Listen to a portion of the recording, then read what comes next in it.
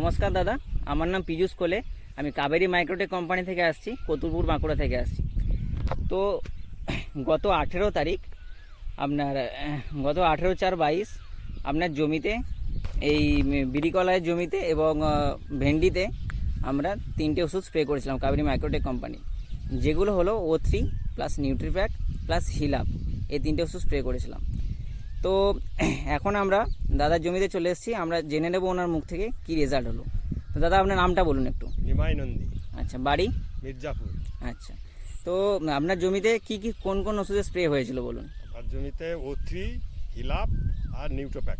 আচ্ছা, তো কোম্পানির নামটা একটু বলুন। হ্যাঁ, ওটা হচ্ছে কাবেরী মাইক্রোটেক। আচ্ছা, তো আপনার জমিতে সমস্যা কি ছিল?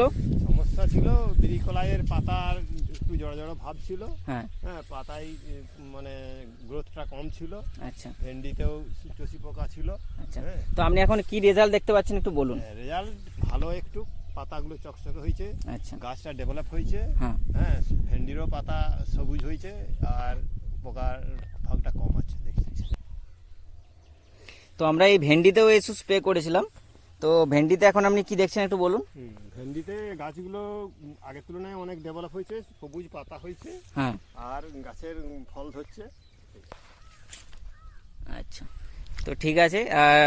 পরবর্তীকালে আপনি চাষিদেরকে কি বলতে চাইবেন এই ওষুধ সম্বন্ধে? ওষুধটা স্প্রে করলে মানে ফসলের ক্ষতি হয় না, বৃদ্ধি হয় বা গাছের ডেভেলপ হয়। আচ্ছা, ঠিক আছে কাকু, ধন্যবাদ। হ্যাঁ।